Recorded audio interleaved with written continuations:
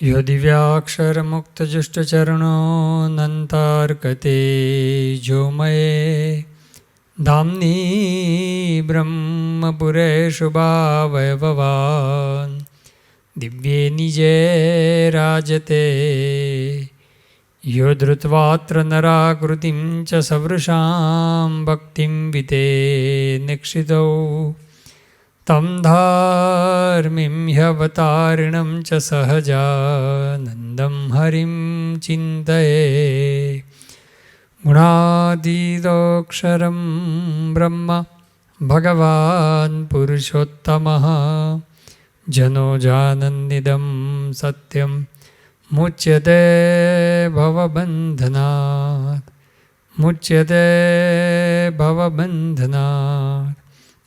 श्री स्वामिनारायण भगवाननी जय।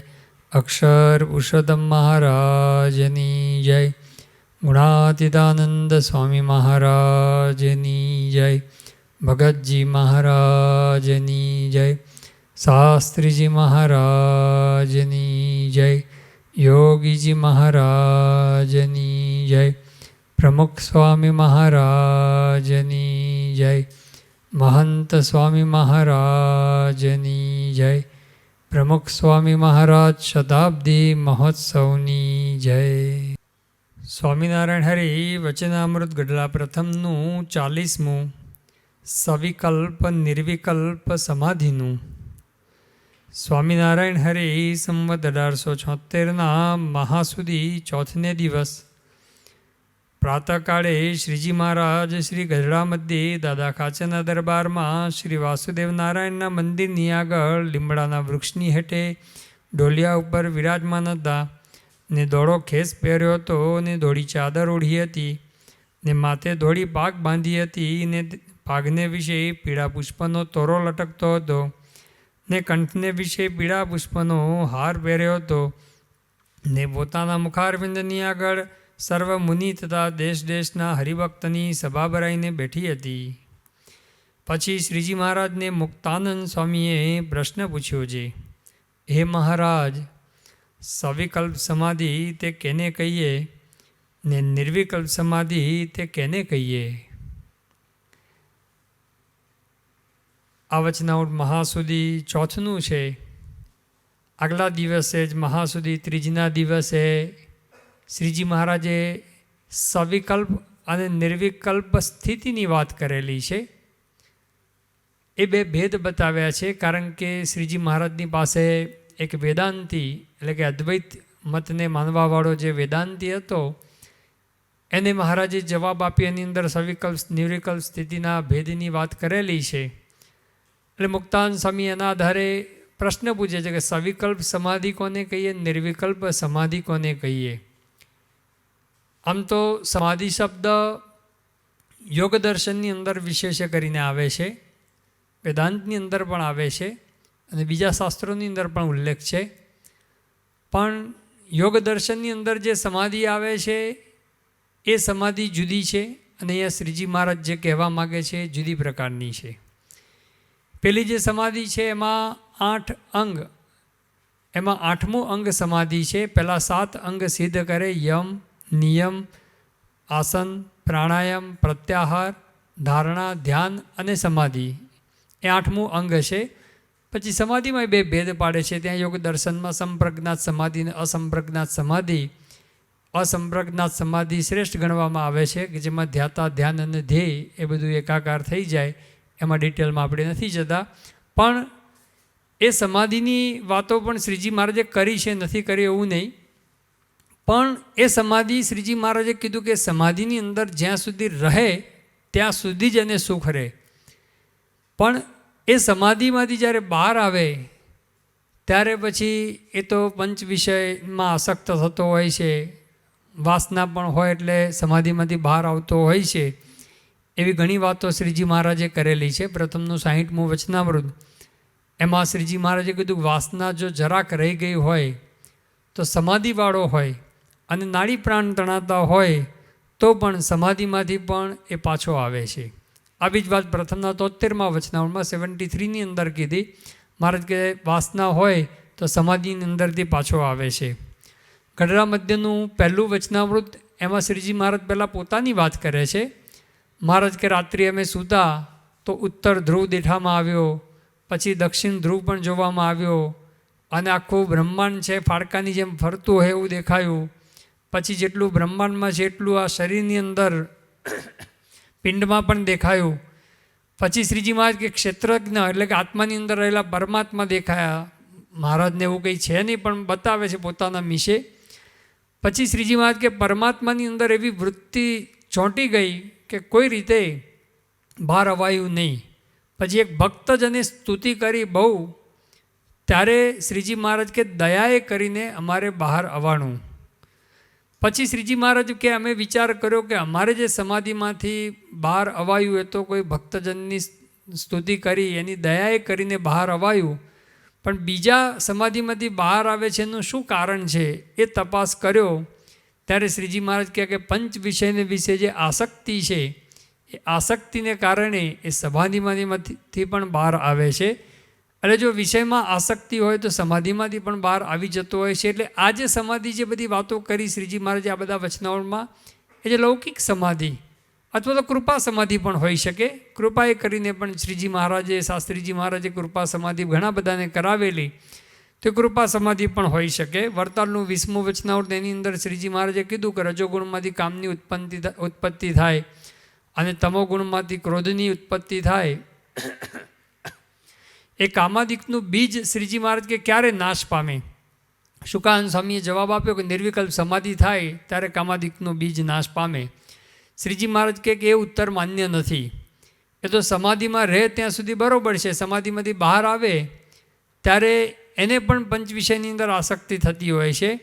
શ્રીજી મહારાજ ત્યાં કહે છે કે જેમ જ્ઞાની હોય એ સમાધિમાં જાય અને નિર્વિકાર રહે, અને અજ્ઞાની છે સુષુપ્તિની અંદર જાય ત્યારે પણ નિર્વિકાર જ હોય છે. એટલે જ્ઞાનીની સમાધિની, અજ્ઞાની સુષુપ્તિ અવસ્થા બે સરખી જ છે.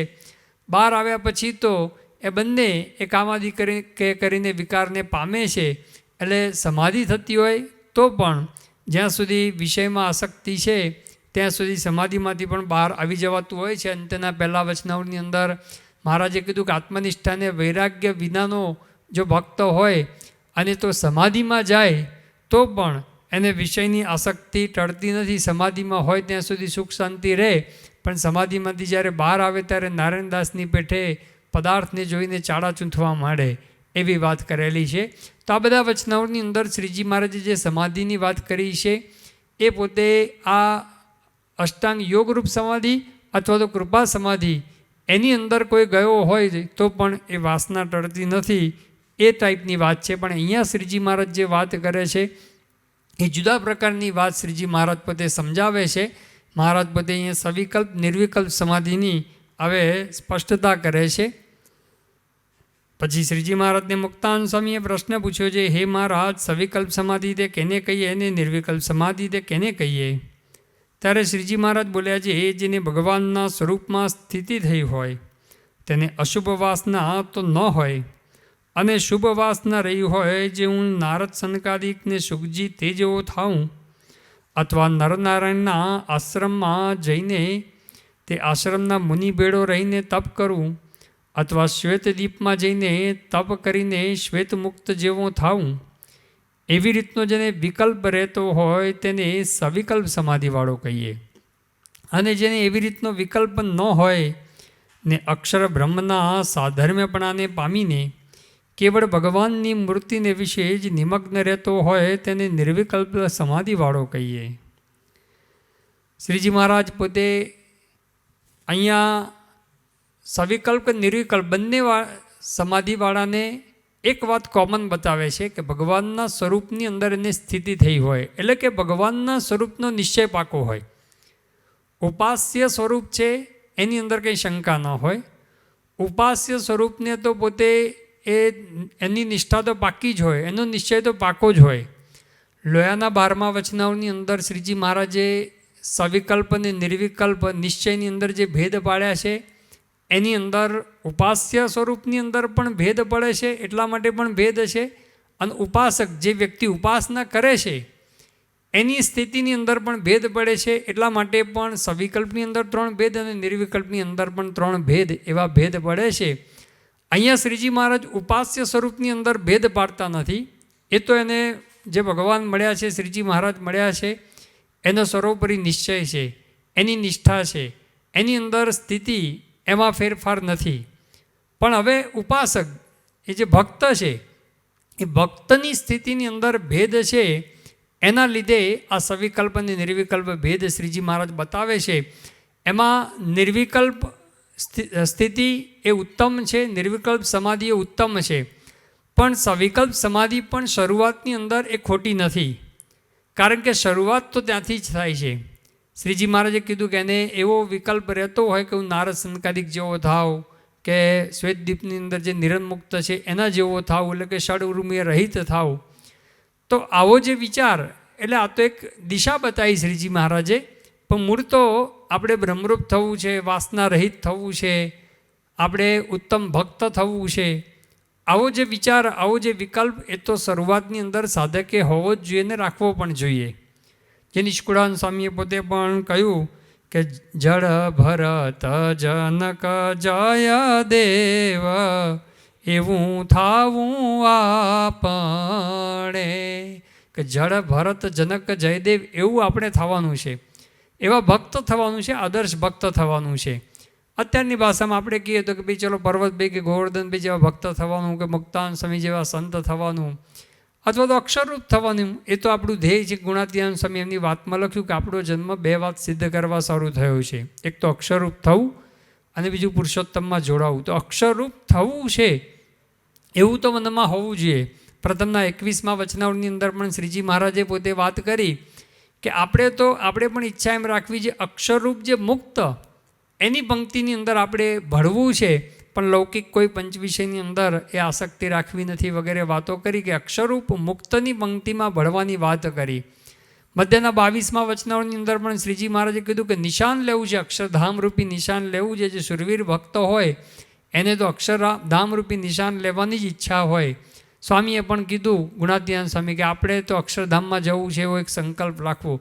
તો આવા જે ધ્યેય, અક્ષરરૂપ થવું છે, અક્ષરધામમાં જવું છે, નિર્વાસનિક થવું છે, અલૌકિક વાસના એ બધી ટાળી નાખવી છે, એવો ધ્યેય એ આપણા જીવનની અંદર એ હોવો જોઈએ.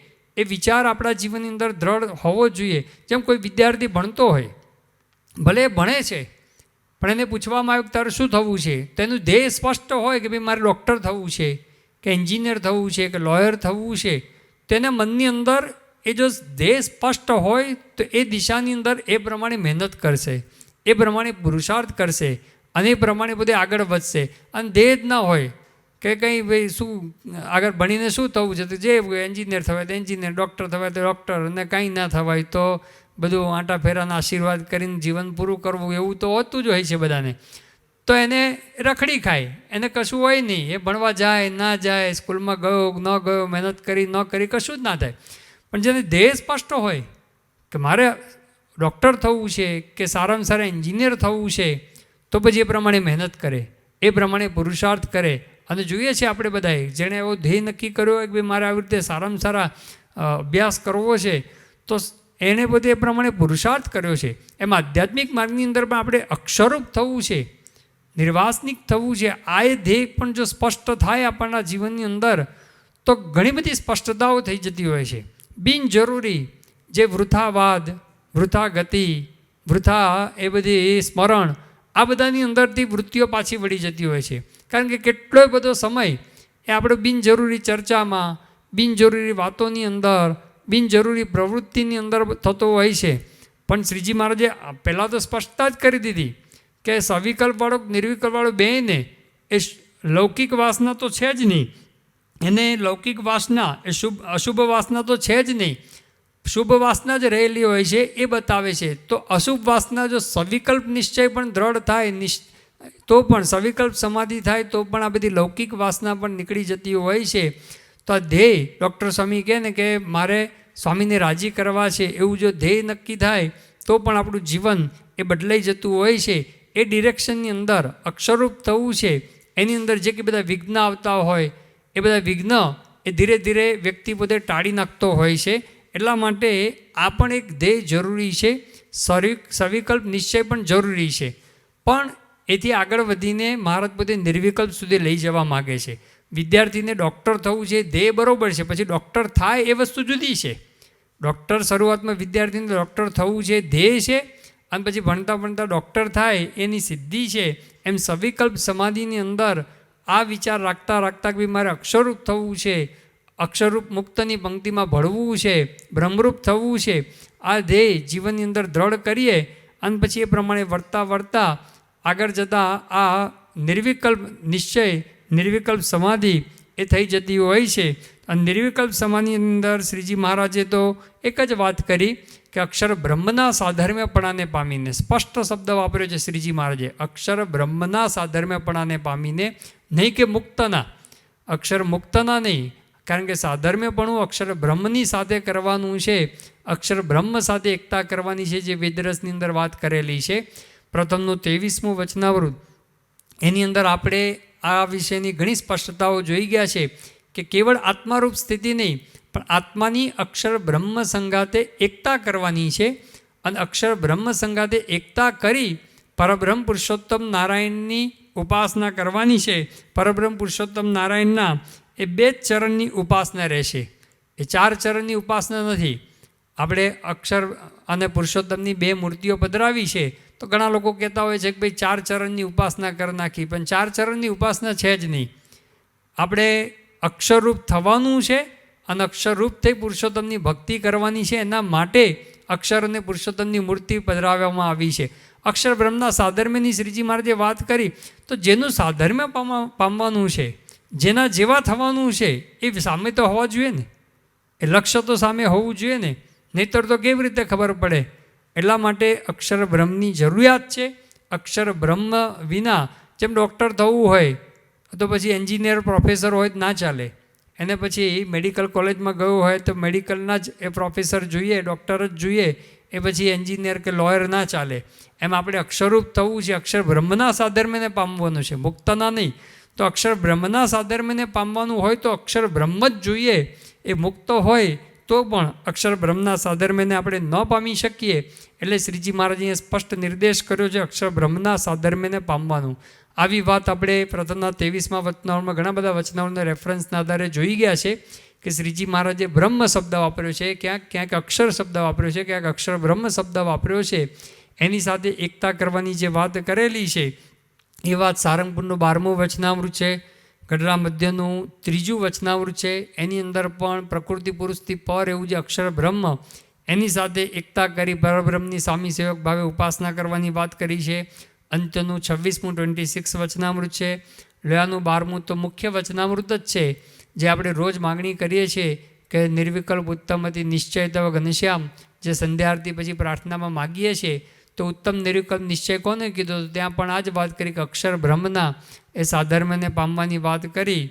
અને મધ્યનું 62મું વચનામૃત, ત્યાં પણ બ્રહ્મ સંગાતે એકતા કરવાની વાત કરી છે. શિક્ષાપત્રીની અંદર પણ શ્રીજી મહારાજે નિજાત્માનમ બ્રહ્મરૂપમ દેહત્રય વિલક્ષણમ એ શ્લોક લખ્યો, એમાં પણ આત્માની બ્રહ્મ સંગાતે એકતા કરવાની વાત કરી.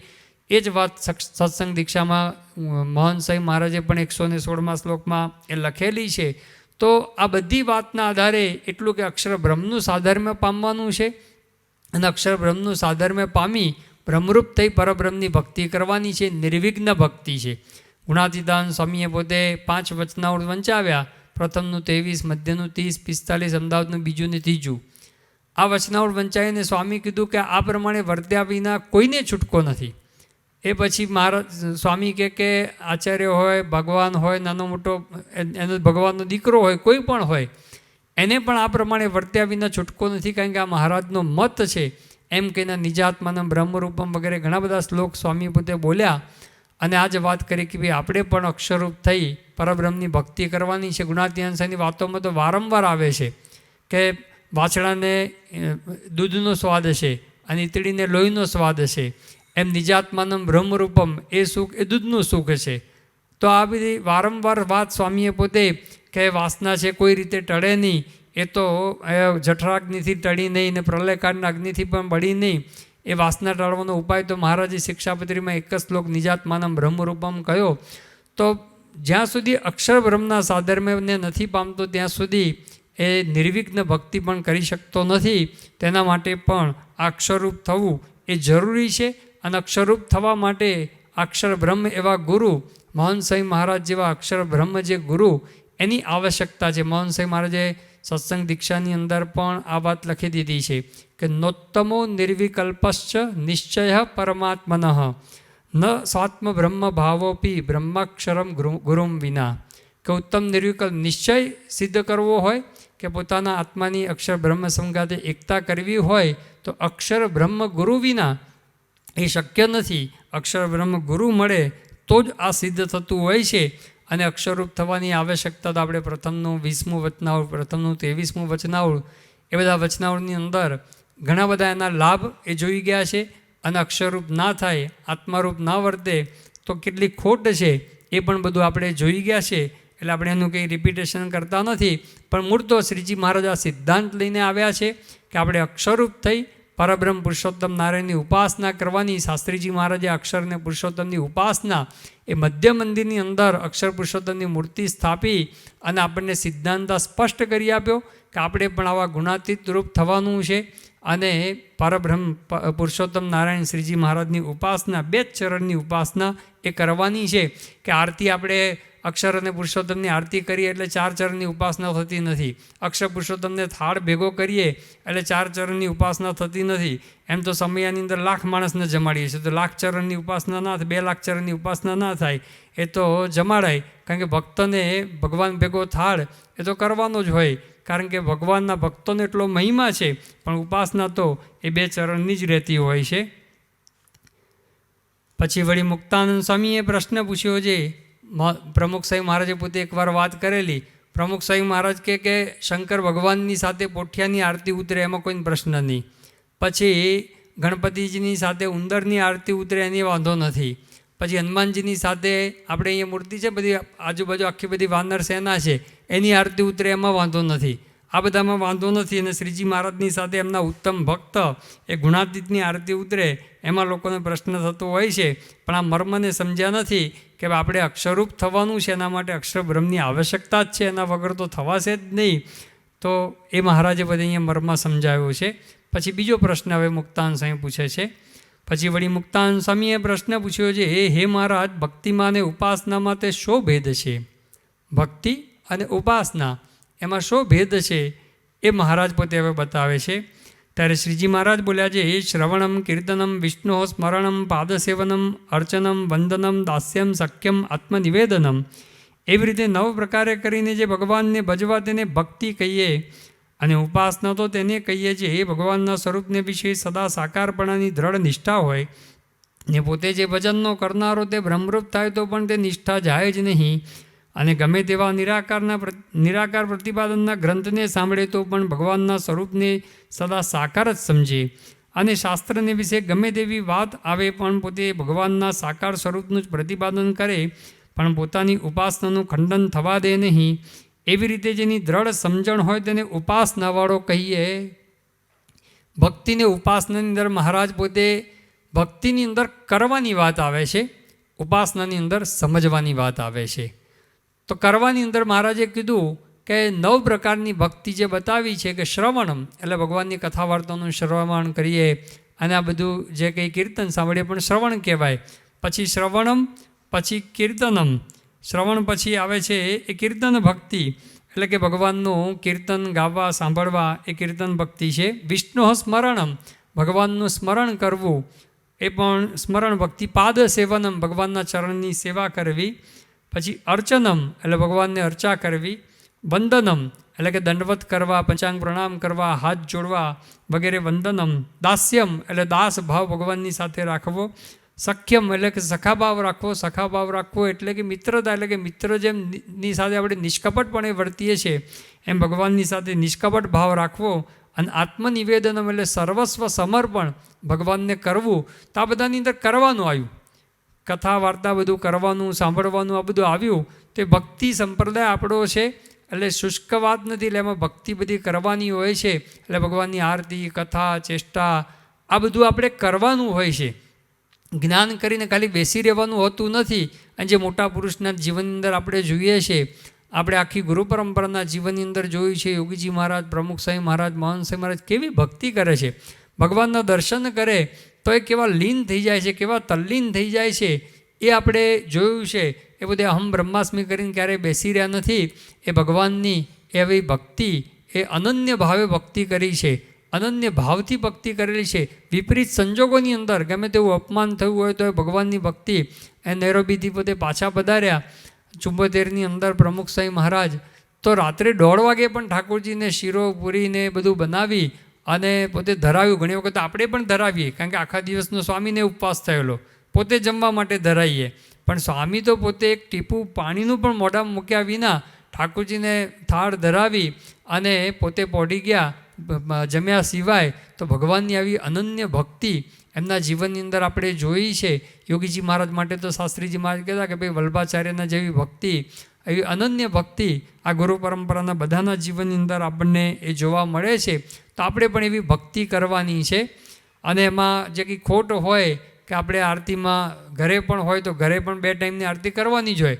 ઘણા એવું માને છે કે ભાઈ ઘર મંદિરમાં આરતી થવી જોઈએ, ભગવાનની આરતી થવી જોઈએ. ભગવાનની આરતી થવી પણ આપણે કરવાની હોય. આપણે રહી જઈએ એનું શું, ભગવાનની આરતી તો એક જણે કરી નાખી, પણ બધાએ હાજર રહેવું જોઈએ. કદાચ કોઈક કારણવશ આપણે હાજર ન રહી શકીએ તો બોલી લેવી જોઈએ. આપણે ત્યાં ઊભા રહીને ઠાકોરજીના મંદિર પાસે જઈ અને બોલવાની. એવી રીતે આપણી પૂજા પણ વ્યક્તિગત કરવાની હોય. તો આવું બધું કથા વાર્તાનું શ્રવણ એ પણ એ થવું જોઈએ. નિયમિત જો કથા વાર્તાનું આપણે શ્રવણ કરીએ તે શ્રવણ ભક્તિ થઈ કહેવાય.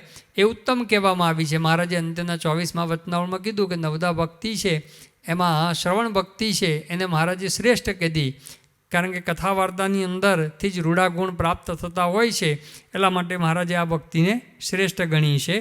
ત્યાર પછી ઉપાસનાની અંદર શ્રીજી મહારાજ અહીંયા એક જ ઉપર ભાર મૂકે છે, સાકારપણા ઉપર.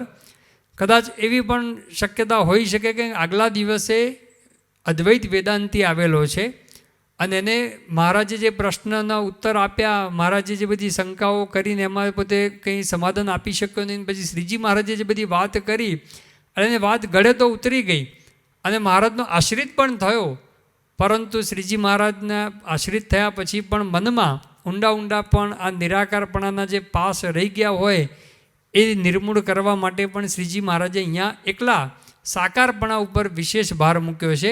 પણ આખા વચનામૃતના આધારે આપણે જોઈએ તો શ્રીજી મહારાજે ઉપાસનામાં 4 મુદ્દા સમજવાની વાત કરેલી છે, જે આપણે પ્રથમના 37મા વચનામૃતમાં જોઈ જ ગયા હતા કે મહારાજે ત્યાં ઉપાસનાની અંદર સર્વોપરીપણું, સર્વકર્તાહર્તાપણું, સદા દિવ્ય સાકાર અને પ્રગટ, આ 4 મુદ્દા શ્રીજી મહારાજે સમજાવેલા છે. એટલે કે આમાં સમજવાનું છે. સર્વોપરીમાં પણ સમજણ જ દ્રઢ કરવાની છે કે શ્રીજી મહારાજ સર્વોપરી ભગવાન છે, સર્વાવતારના અવતારી છે. એવી રીતે સદા દિવ્ય સાકાર છે ભગવાન, એ સમજવાનું છે. અને સર્વ કર્તાહર્તા છે ને એ અક્ષર બ્રહ્મ દ્વારા પ્રગટ છે. આ 4 મુદ્દા સમજવાના છે. પણ અહીંયા વિશેષ શ્રીજી મહારાજ સાકારપણાનું ખૂબ પ્રતિપાદન, જો કે વચનામૃતમાં પણ શ્રીજી મહારાજે અવારનવાર સાકારપણાની ખૂબ વાતો કરેલી છે. કારણ કે એ વખતે ઘણા બધા આવી રીતે નિરાકારમાં માનવાવાળા હતા. એમાંથી શ્રીજી મહારાજની પોતે આકર્ષણ, શ્રીજી મહારાજનું જે આકર્ષણ, શ્રીજી મહારાજનો પ્રભાવ એ જોઈને આવી તો ગયા હોય, પણ છતાં પણ મનની અંદર જે બધા ભાવ રહ્યા હોય એ નિર્મૂળ થઈ જાય. એના માટે શ્રીજી મહારાજે વારંવાર આ ભગવાન સદા સાકાર છે એવી વાત કરી છે. અહીંયા પણ મહારાજે કીધું ભગવાન સદા સાકાર જ છે. શ્રીજી મહારાજે લોયાના 16મા વચનામૃતમાં તો ત્યાં સુધી કીધું કે જો ભગવાનને નિરાકાર માને તો સર્વગુણે સંપન્ન હોય. સર્વગુણે બધા જ ગુણ બીજા હોય, આધ્યાત્મિક ગુણો, પણ ગુણ માત્ર દોષરૂપ થઈ જાય. જો ભગવાનને નિરાકાર માને તો આટલો બધો ભાર ભગવાનનો દ્રોહ કર્યો કહેવાય. એવી વાત શ્રીજી મહારાજે પ્રથમનું 71મું વચનાવળ, મધ્યનું 39મું વચનાવળ, વડતાલનું 2જું વચનાવળ એની અંદર મહારાજે પોતે કરેલી છે. અને સદા સાકાર શબ્દ આમાં પણ વાપર્યો છે શ્રીજી મહારાજે. અને બીજા ઘણા બધા વચનાવળમાં સદા સાકારનો અર્થ એવો કે ભગવાન પૃથ્વી ઉપર તો સાકાર છે, કારણ કે આવું તો ઘણા બધા માને છે કે ભગવાન પૃથ્વી ઉપર અવતાર ધારણ કરે ત્યારે સાકાર, પછી એ નિર્ગુણ નિરાકાર એવું માને છે. પણ શ્રીજી મહારાજ કે સદા સાકાર એટલે પૃથ્વી ઉપર પણ સાકાર અને અક્ષરધામની અંદર પણ, એ ભગવાનના ધામની અંદર પણ ભગવાન એ સાકાર જ છે. એવી વાત શ્રીજી મહારાજે ઘણા બધા વચનામૃતની અંદર એ કરેલી છે. સદા સાકારપણાની વાતો અંત્યનું 7મું વચનાવૃત છે, પ્રથમનું 71મું વચનાવૃત, અંત્યનું 35મું વચનાવૃત, પંચાળાનું 7મું વચનાવૃત, પ્રથમનું 37મું વચનાવૃત વગેરે વચનાવૃતની અંદર ધામમાં પણ સાકાર છે અને આ લોકમાં પણ સાકાર છે એવી વાતો મહારાજે કરેલી છે. શ્રીજી મહારાજ પોતે ભગવાન જ છે, જે ધામમાં છે એ પોતે જ કહે છે. શ્રીજી મહારાજે મધ્યના 13મા વચનાવૃતમાં કહ્યું કે ધામને વિશે જે મૂર્તિ છે તે જ આ પ્રત્યક્ષ મહારાજ છે. મૂર્તિ છે એવો શબ્દ વાપર્યો છે અને આગળ ધામનું વર્ણન પણ કરેલું છે કે ધામમાં જે મૂર્તિ છે દ્વિભુજ છે અને અતિશય તેજોમય છે, એટલે શ્યામ નથી જણાતી, શ્વેત જણાય છે, આવી વાતો કરેલી છે. લોયાના 14મા વચનાવૃતમાં પણ મહારાજે કીધું સર્વથી પર તેજનો સમૂહ છે અને એને વિશે એક મોટું સિંહાસન છે, એની ઉપર એ પુરુષોત્તમ નારાયણ વિરાજમાન છે, એવી વાતો મહારાજે પોતે કરેલી છે. તો ધામની મૂર્તિનું વર્ણન શ્રીજી મહારાજે સ્પષ્ટ પોતે જ કરેલું છે. મહારાજે ઓરડાના પદની અંદર પણ કીધું કે મારું ધામ છે રે અક્ષર અમૃત જેનું નામ, તેમાં હું રહું રે દ્વિભુજ દિવ્ય સદા સાકાર.